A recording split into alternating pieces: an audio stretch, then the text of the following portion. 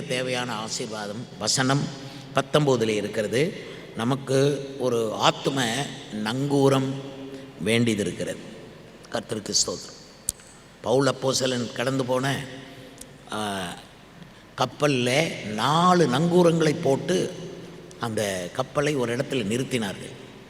அதனால் அதுக்கு அந்த பக்கம் போகக்கூடாதுன்னு இருக்கு. ஏன்னா அங்கே பெரிய சொரிமணல் அந்த இருக்கிற ஒரு சமுத்திரம். அது கப்பல் அதில் சிக்கி கொள்ளுமானால் மீட்டு எடுக்க முடியாது. அப்புறம் ஒவ்வொரு பலகையாக கலட்டி தான் எடுக்கணும்.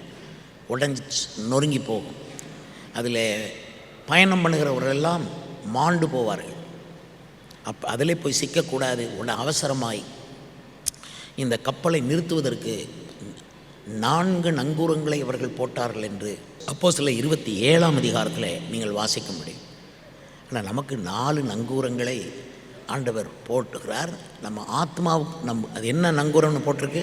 ஆத்ம நங்கூரம். சொல்லுங்கள், என்ன நங்கூரம்? என்ன? நான் நிறைய பேர்கிட்ட கேட்போம்னா வரிசையாக கேள்வி கேட்கலாம். நீங்கள் ஒரு வீட்டுக்குள்ளே போனால் கேள்வியாக கேளுங்க. ரட்சிக்கப்பட்டீங்களா?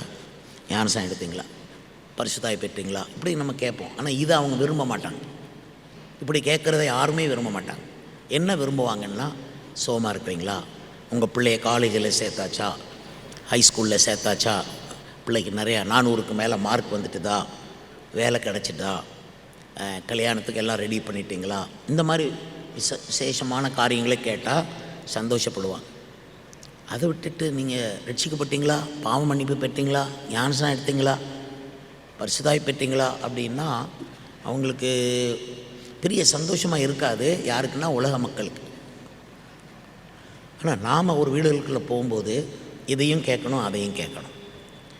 அவங்களுடைய நலம் விசாரிப்போம்.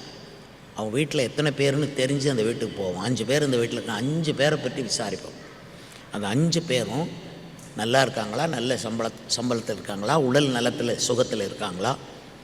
அவங்க ஒழுக்கத்தில் இருக்காங்களா? சும்மா பொது நல்ல கேள்வியெல்லாம் கேட்போம். அதுக்கப்புறம் ரட்சிக்கப்பட்டாங்களா? ஞானஸ்நானம் எடுத்தாங்களா? தண்ணியில் மூழ்கி ஞானஸ்நானம் எடுத்தாங்களா? பரிசுத்தாய் பெற்றாங்களா? அந்நிய பாஷை அடையாளத்தோடு ஜெபம் பண்ணுறாங்களா என்று நான் கேள்வி கேட்போம். இதையும் தாண்டி என்ன கேள்வி கேட்போம்? சனிக்கிழமை உபவாசத்துக்கு வந்தீங்களா? வெள்ளிக்கிழமை கெத்செமனேக்கு வந்தீங்களா? உடல் நலம் பெறுவதற்கு சனிக்கிழமை பெதஸ்தாவுக்கு வந்தீங்களா? ஞாயிறு எந்த ஆராதனைக்கு வந்தீங்க? ஏன்னா ஞாயிறு வந்தீங்களா வரலையா இப்படி கேட்குறதுக்கு கூடாது. அவங்க அப்படி கேட்காம எந்த ஆராதனைக்கு வந்தீங்க அப்படின்னு சொல்லுவோம். அப்போ தான் அவங்க சொல்லுவாங்க, இல்லை நான் வரலை அப்படிம்பாங்க. ஒரு 2 ஆராதனை வச்ச பிறகும் வரலையே. கர்த்தருடைய இரக்கத்தை ஆளின் கீழ் போட்டு மிதிக்காதீங்க, கிடைக்காம போயிடும் சொல்லி பிறகு நம்ம அதை உணர்த்தணும். ஞாயிற்றுக்கிழமை எப்படி வந்துடுவாங்கன்னு தெரியும். அதனால் நம்ம அவங்கள்ட்ட கேட்கும்போது எந்த ஆராதனைக்கு வந்தீங்கன்னு ஸ்பெசிஃபிக்காக கேட்போம்.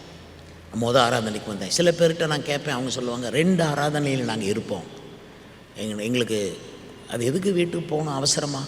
கூட ஒரு செய்தி கேட்போம், கூட ஒரு நேரம் ஜெபம் பண்ணுவோம், கூட கொஞ்சம் நேரம் பாட்டு படிப்போம். அப்படி இருக்கிறவங்க இருப்பாங்களாம். அதான் புத்தி உள்ள கன்னிகைகள் கிடைக்கிறத பயன்படுத்தி கொள்வாங்க. புதியின் கோட்டை ஆலயம் புதிய பேருந்து நிலையம் அருகில், திருநெல்வேலி 620007 தமிழ்நாடு, தென்னிந்தியா. இணையதள முகவரி www.fortopriceministries.org.